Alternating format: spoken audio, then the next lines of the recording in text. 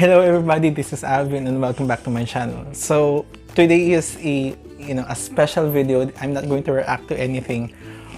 But actually I am going to, but it's not a series. It's actually my first interview with the BL series cast and actors for the first time in my life. Although ako naman po ay nag-host ng mga events before, ito po ay noong it's really young.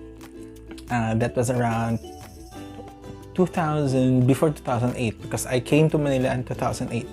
So bago po pumunta ng Manila, ako po ay kumakanta sa mga events, sa mga mall shows, and then ako din po ay nag-host at nagpa-front act sa mga Manila artist.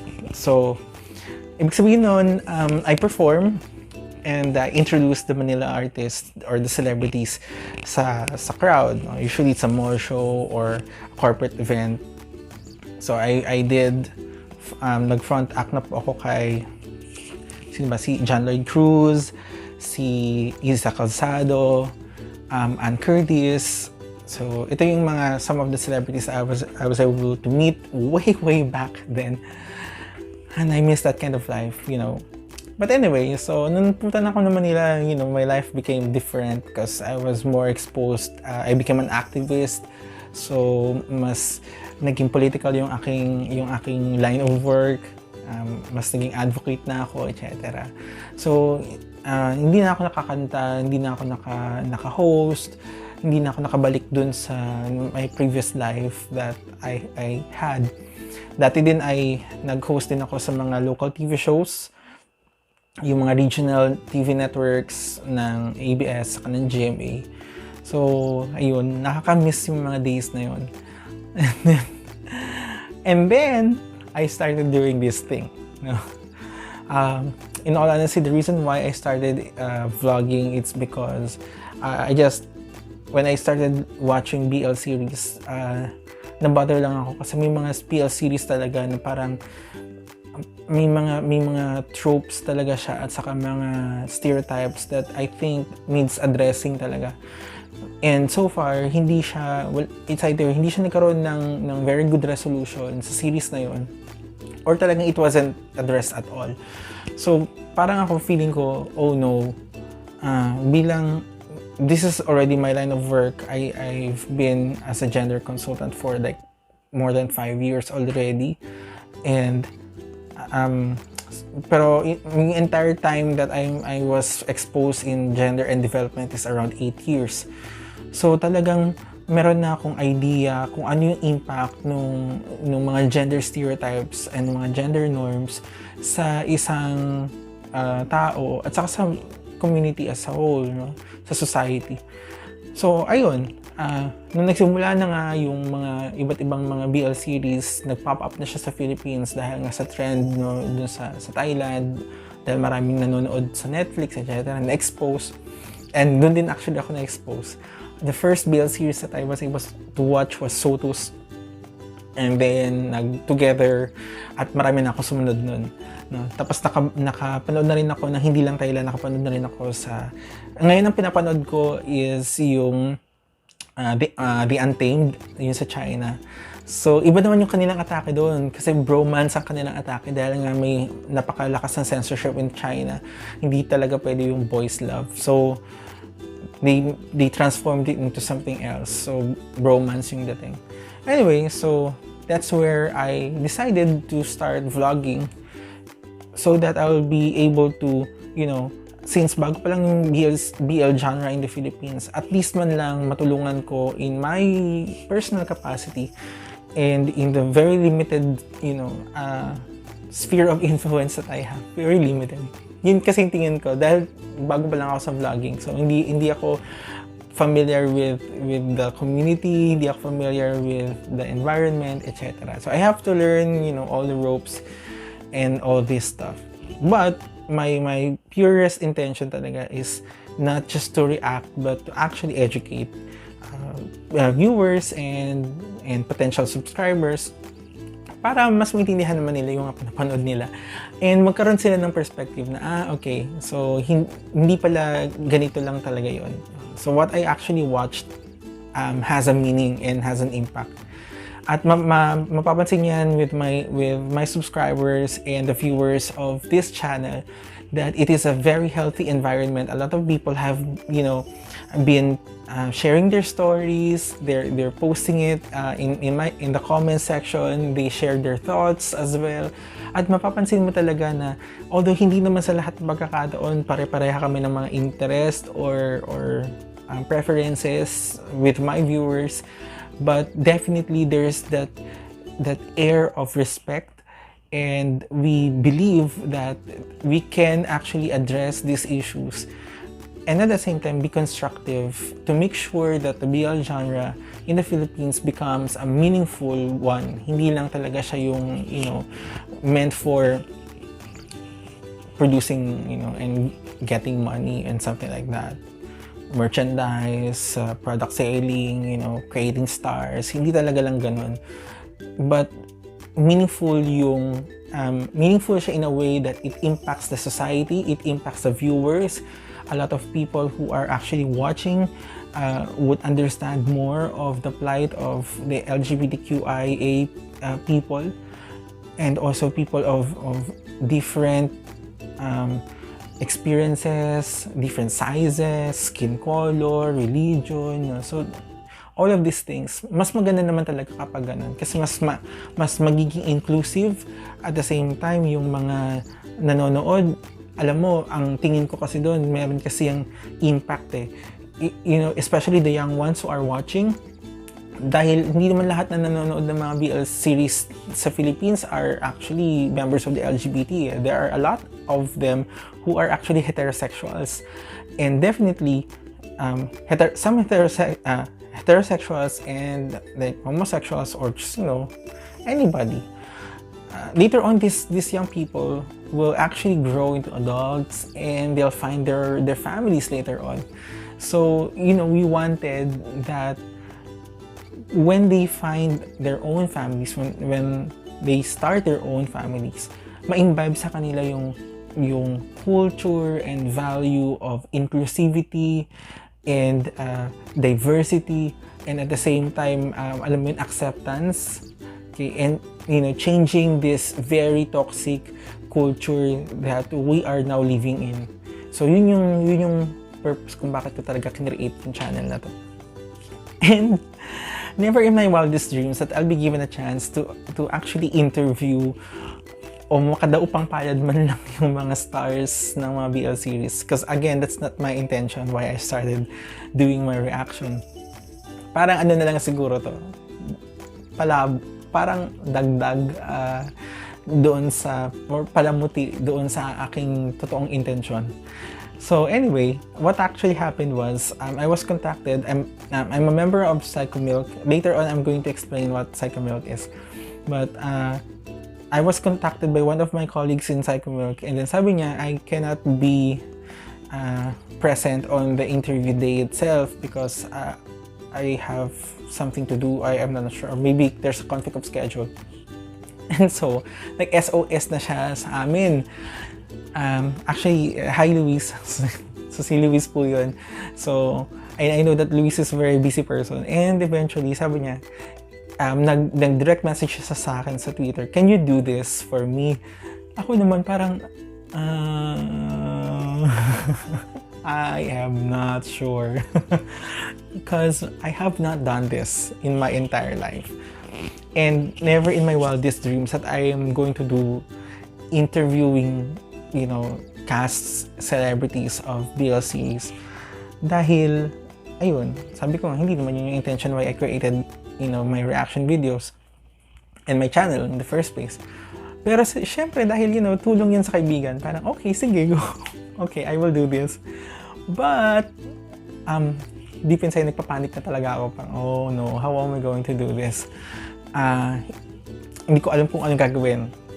So what I did is to research on Kumusta Bro.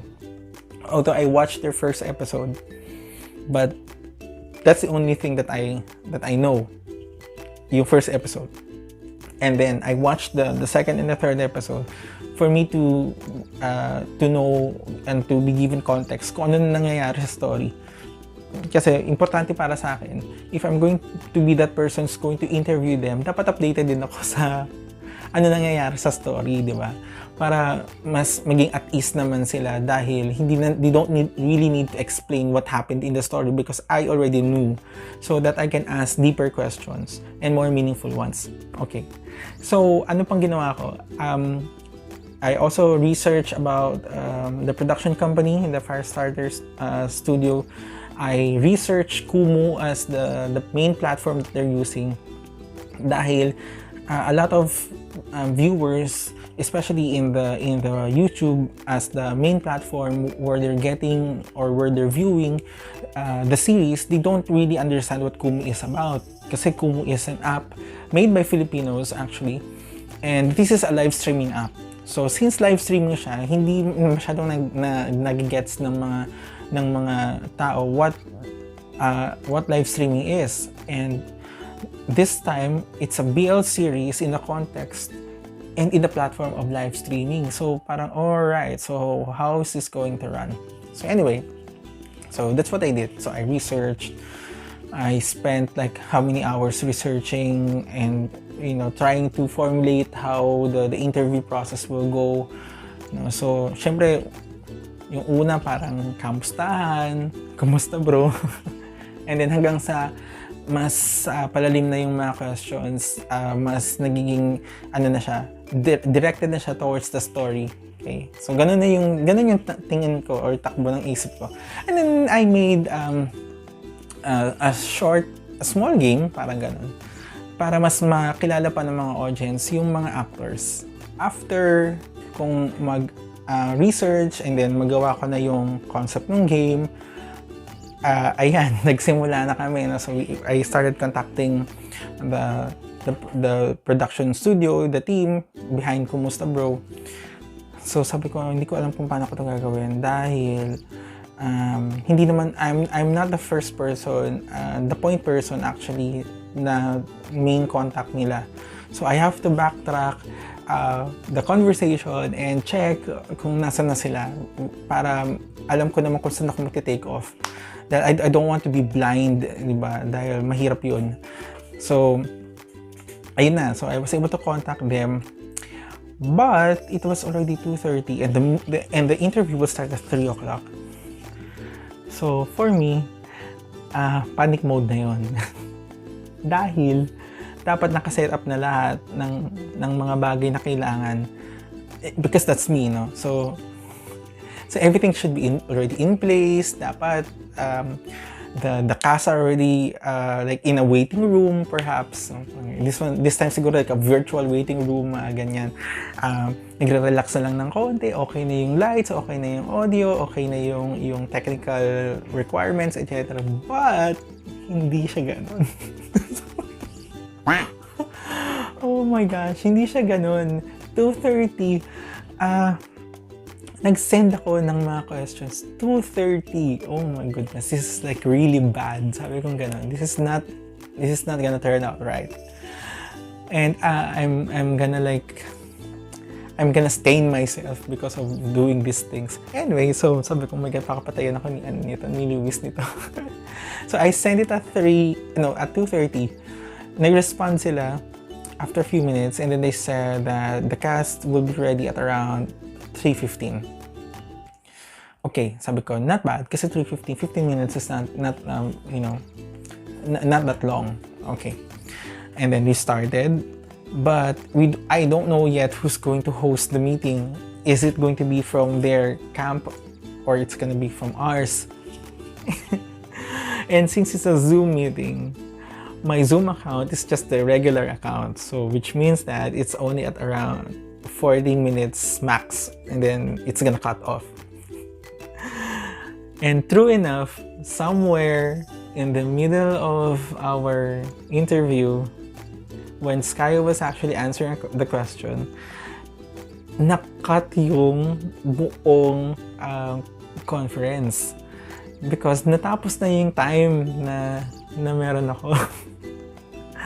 Hiyang-hiya ako noon. As in, sobrang hiyang-hiya ako. Nagpapanik ako. I was talking to Nate. Nate was my colleague in Psychomilk, who is Siya din yung parang co-host ko nung ano na yun. Sabi ko, oh my God, really need to do something about this because I'm not sure if babalik sila. Kasi na-cut off na sila lahat eh.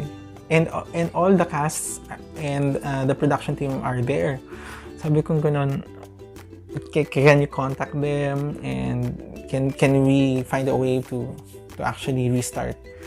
So, and I'm really happy with Firestarter Studio because they're very generous and they're very kind. So what they did was, sila yung nag-host nung next Zoom conference call using their corporate accounts, which means wala nang time limit. So, and then they gave me the authorization to actually record the conversation. So, thank you, Marvy, for doing this because really, from the bottom of my heart, you don't know how, that you have saved my face during this time. So, anyway, so yun. So, balik na kami. So, where we took off. And then, tuloy-tuloy na yung conversation. So, what I loved with this bunch of people because they're very genuine people. So, makikita yan mamaya, papakita ko yung a snippet of the interview because the interview is 1 hour and 6 minutes. It's kinda long. So, ayan. Pakita ko sa inyo muna yung snippets and then I'm going to give more information and tell you a story afterwards. Hello everyone and welcome to Psycho Milk. Psycho Milk is an online community of different BL reactors. It's weird that I'm seeing myself in a different YouTube channel. One of the pioneers, hindi lang sa Pilipinas, kundi sa ibang bansa din, in China, in Thailand, and other countries in the world. So, and we are very glad to have you here on board with us. We have here the forecast of Kumusta Bro. Hey, move along. The BL series that I've ever sinasabi, no? And the first. Yes, in the first. That's right? Nate. So, ayan. So, let us welcome Sky Quezon as the 30. Say hi, Sky. Sky is the Hi, lead everyone, to all the actor of Kumusta Bro. Psycho Milk. Sorry, can I just ask, why are you guys called Psycho Milk? Oh no. Sige, Nate, sagutin mo. Yeah, I wasn't prepared for that. Wala ko may sasagot dyan, kuya. Pero ano lang siya, ewan ko lang. Si Sky kasi host din talaga siya. I just came out of nowhere. Ano ba? Yeah.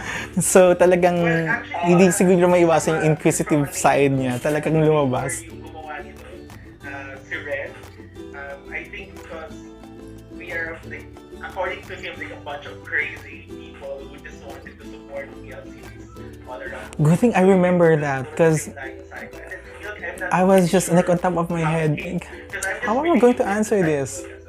And I think si Nate did. Yeah. Pero definitely it was because of that. So I was right with the Psycho and the Milk according to my colleagues. Milk actually came from the Thai BL series because yung Milk Tea, lagi siyang reference.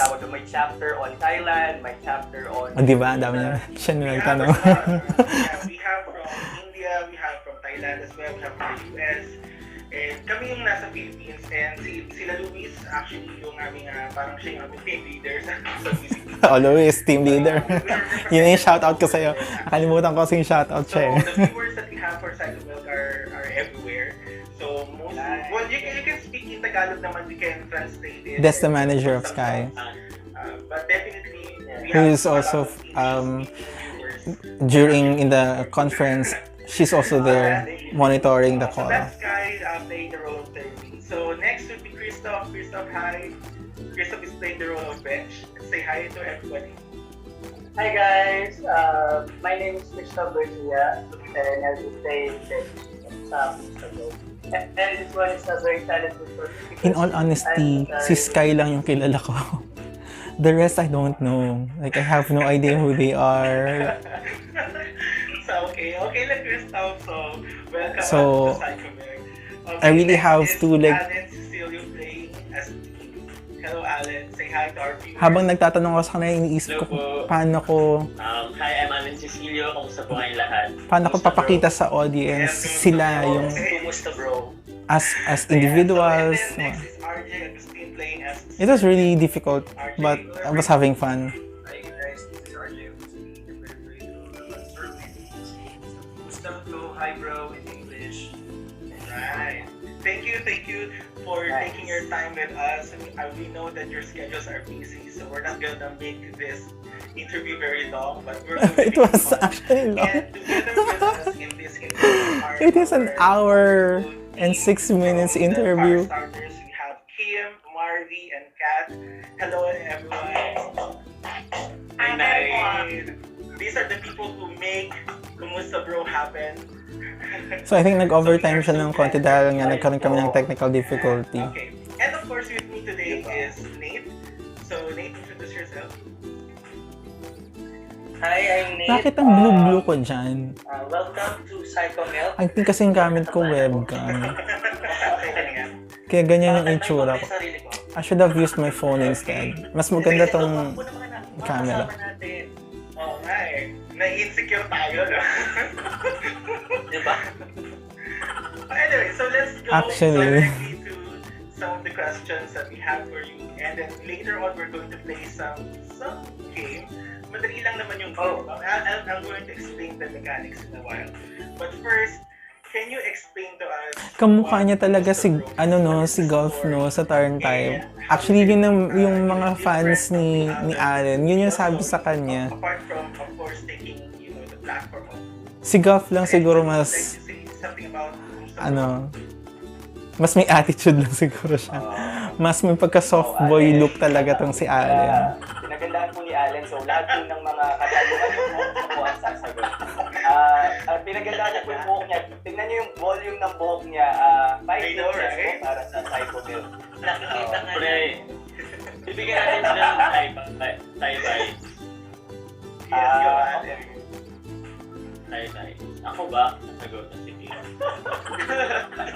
Sorry na. This is what I like with their group kasi hindi mo feel na nag-i-interview. Live stream up po siya. Although sumasagot sila sa mga interview questions. Kumusta Bro? Pero Kumu-app na madadownload nyo sa alam mo yung pakiramdam na parang you're just friends talking in a very conversational mode. Kasi doon kami Tapos doon talaga kami nag-live stream kasi lalo na sa game talaga ang sobrang kulit. Talagang siya dito, streamer talaga siya. And then kami Mamaya may mga accounts din kami. sa baba ng description doon yung link para mapanood nyo yung buong interview. Doon nagsimula sa live stream. So, yun. Yung first part nung pinaka-show na Kumusta Bro is puro live stream. Yung first episode namin. So, ang pinaka-abangan nila din, yung Kumusta Bro the series na malapit na ni Julia. So yan, magkakaroon ng Kumusta Bro the series this coming September of this year. So hindi na siya live stream talaga, talagang series na talaga siya na ginawa. O yan, alam nyo na. Since you are uploading it in YouTube as well. Alright, I'll build on what Allen just said, bro. Kumusta Bro is very unique. It's a relatively new concept because it is an interactive digital. So when we say interactive digital, it's happening live because we're able to interact with the viewers of Kumu. So medyo dahil it's unconventional, hindi sa the usual expectation natin when it comes to series, when it comes Siguro sa talkativeness level, magka-level kami ni Sky. So the story happens as 30 does his live stream on his Kumu account. So si 30 parang point of view niya yung story, and then Ako din kasi mahaba ko sumagot sa mga tanong. And usually, nasasagot na yung mga susunod na mga questions kasi nasabi ko na yung sagot. May pagkaganon din si Sky. Actually, yung mga explanations niya sa isang question, nasagot niya na yung mga susunod ko pang questions. Kaya during that time, I have to think of ways na kung saan ay yung mga nasabi na nila, hindi ko na tatanungin ulit. Kasi that's annoying, di ba? and shape the story. For example, we'll ask them certain questions. So I still have my For notes. Episode 2, we ask them ano ba magiging tawagan namin. Ayan, kagaya niyan. Yan yung second question ko kasi dapat. Yeah. Like, so silang nagbigay ng how are, So, what will be the flow of the story now, because the power to change the outcome lies with the viewers. Sino ang gusto nilang makatambal ngayon? Eh, Or sinagot sino niya na. gusto nilang i-push kay Thursday, kung si Bench ba or si Dean. Yun, tingnan So, natin hindi ko kung na ano. siya masyadong Oo, pinrobe. Yeah. Right, that's gonna be like next. Actually, Sky, this is my question. 13th or birth? For me, hindi ko alam. Personally ako, hindi ko pa alam kung paano dadalo yung kwento. Kasi our creatives do the script, how the story would go based on the last episode. Kasi, for example, sa coming episode 4, ang pinili palang makausap ng viewers ay si Dean, hindi si Ben. So, makaka-apekto yun sa next na mangyayari. Yun. sa So, yun akin, yung explanation niya. I'm enjoying it. Kasi pati ako nasusurpresa. Ako bilang pati ako, interviewer, sabay lang ako dun sa audience din. what I need to do now is to devise or think of a way. Sabi mo, Sky, di ba, na the viewers actually have the power to choose the outcome. Na palalimin which is yung actually very nice. yung response, Ako bilang isang BL viewer, navigate or probe I've seen a lot of these BL series in other countries. This is the first time that you some have the power to actually choose the outcome of the story that you are actually watching. ambiguous And, responses. in the last episode, pumasok na si Dean, di ba? And then, Or when think of a new came, question, uh, taking a lot off of from people, actually, a lot of the viewers response. were actually rooting for 30 and Dean, which actually made Bench really, talagang nagselos talaga siya. Jealous. Crystal, Okay. can you say something about what you felt during that time? Because, your face was very... Yeah, and that was question, actually during that I time. only made that question Yung like expression ng mukha mo, in talagang pronto. you were saying na parang affected talaga siya sa nangyari. So, can you tell us more about what happened during that time? Ano yung mga nararamdaman? kasi nasagot na ni Sky yung questions that I'm supposed to ask. I don't know why. And then, maybe my natural talent is yung na-expound niya na rin, so I don't need to probe on it deeper. Siguro natural ka ng English mo, no, Crystal? So I have to think of a way to somehow connect from Sky's response Umaabot din sa dulo yung English ko eh. para yung iba naman yung mabigyan ng pagkakataon to actually speak, di ba? Na hindi naman masyadong malayo doon sa last, I need to recharge ano. my English first and then And this is what you saw. siguro yung acting ko kasi ito yung ginagawa ko siya at the moment, hindi ko siya nire-reverse. So kung ano yung nakikita nila that time, yun yung totoong nangyayari. Like yung sa first episode, totoong kinakabahan ako doon at Actually, halata talaga sa kanya. In the first episode na parang episode, in-enjoy ko lang talaga siya. he's kinda lost, like, we don't know what to do. At the moment talaga na nagsiselfie talaga ako sa nangyayari. So, yun yung lumabas talaga. Kasi po, kapag sa mga rehearsals namin, hindi ko tinatandaan yung, alam mo yun, Hindi ko tinatandaan yung mga rehearse, yung so, ayun, baka siguro kaya nagmukhang ganun. That's nice. So parang mas spontaneous lang yung interaction niyo with each other. Parang ganun yung... Para meron na silang mga cues that they take from the viewers, from the interaction. So, Kaya siguro maraming nag-appreciate in that sense. And then, Kaya ganun yung approach. I would just like to ask a question for you. Alan, would you like to say something? I think he's raising his hand. I know, hindi po. Hindi Ginamat lang po, medyo makati yung Kasi nakasukat yung hati niya. medyo makati yung spray. Parang medyo lumagpas sa noo ko yung spray niya. they are so fun to talk to. Para mo lang silang mga barkada. Nakakatuwa sila. Akala ko pa naman meron kang violent reaction eh. So, ayun. Hindi, pero Allen, I have a question. Allen, anong feeling nung nung first time na pumasok ka dito sa story na to, kinabahan ka? Kasi parang feeling ko, kinakabahan ka nung pinasok ka eh.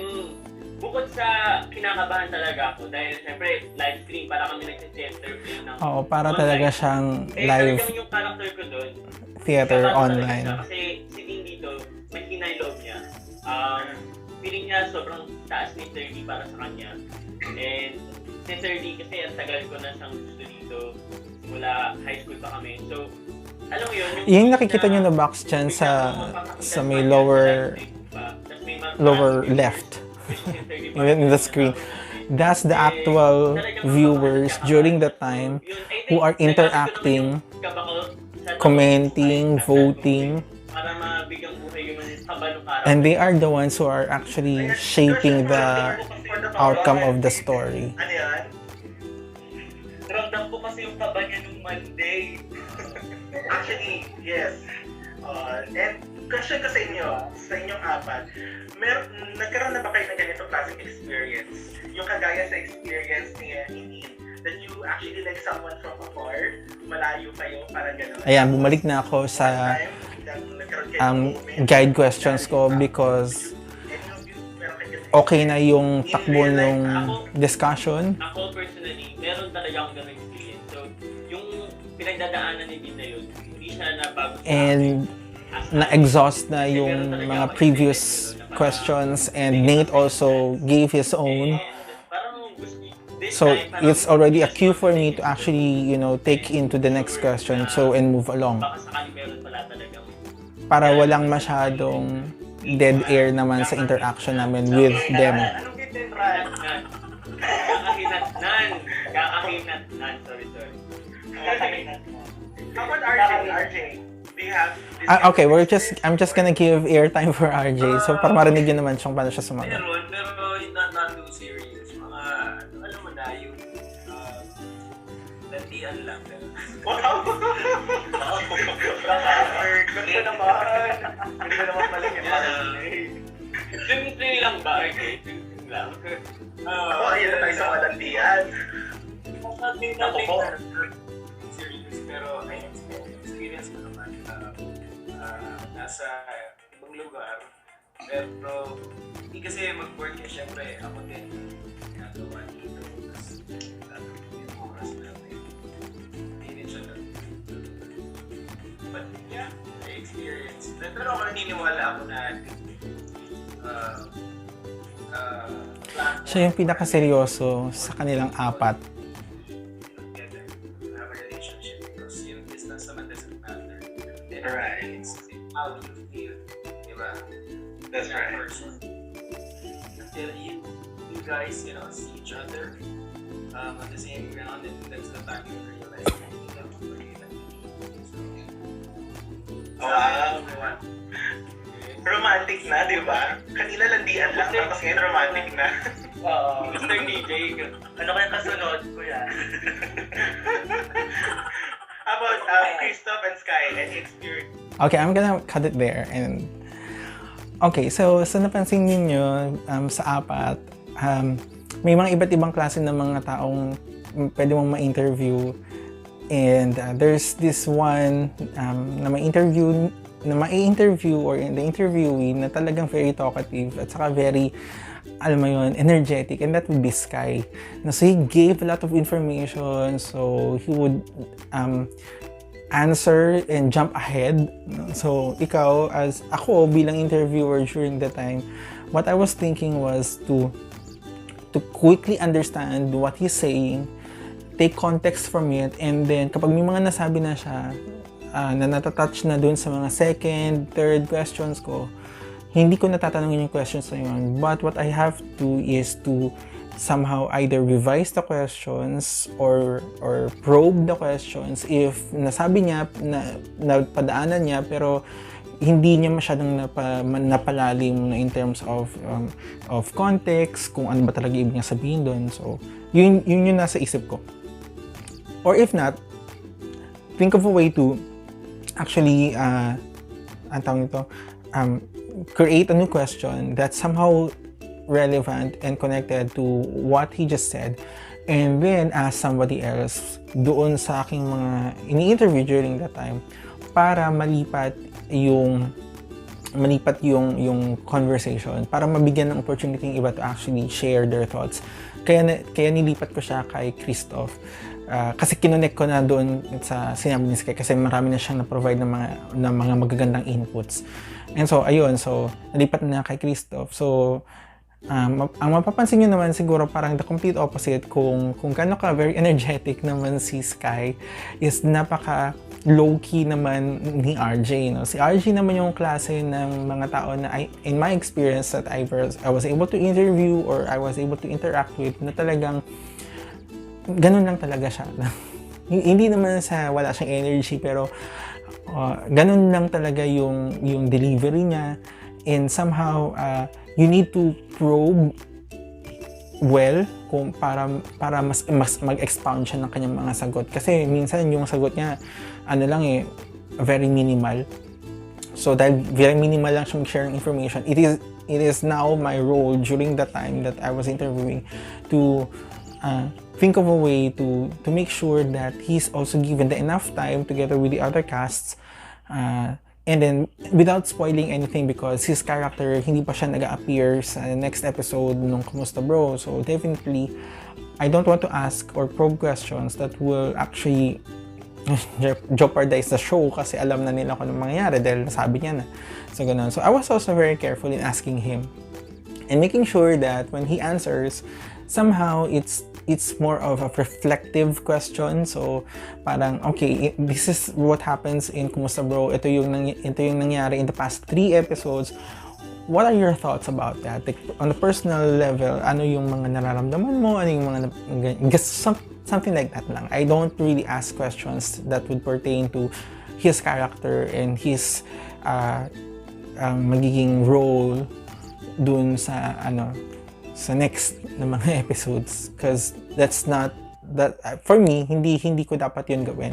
That interview was really fun. I actually didn't notice that it was more than an hour already because I don't have a timer in my, but usually when I do interviews or if I do talks, meron talaga akong timer na nakalagay sa harapan, so it makes me aware how much time that I have left to talk about, kung meron pa ba akong mga na-miss out or there are things that kailangan kong madaliin or paiksiin na dahil meron pang mga marami-rami pa akong kailangan pag-usapan or i-share.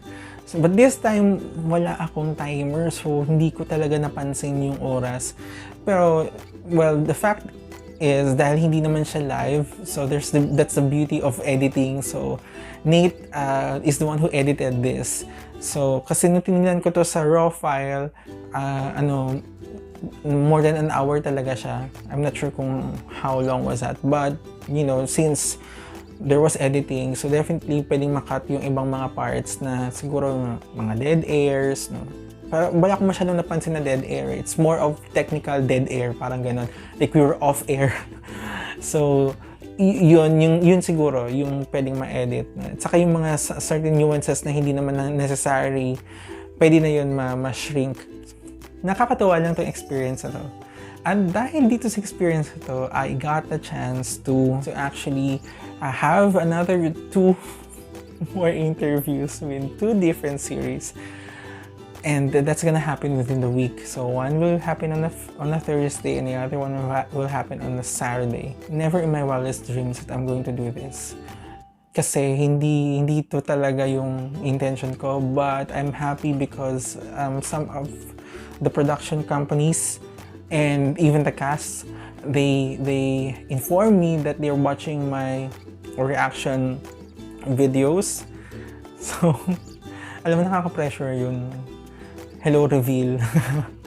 Kasi reveal is by far sa mga local BL reactors, siya talaga yung highest in terms of the number of subscribers, viewers. So talagang a lot of production companies, lalo na yung mga bago, would die to have reveal review and and react to their series, kasi it also pulls in viewers to the series itself.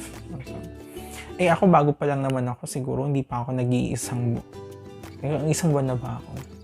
So hindi pa naman ako ganun katagal. Iilan pa lang yung mga na-reactan ko. Pero since dahil iba siguro yung approach at dahil iba yung what I put in the table, so kaya siguro nakaka-gain siya ng a little bit traction from the viewers, subscribers, and production companies. So I'm thankful for that opportunity. Anyway, so I'm just happy with the result of this interview and I'm ecstatic. So yun lang. I'm just sharing to you my ramblings and my thoughts. I'll see you in the next video.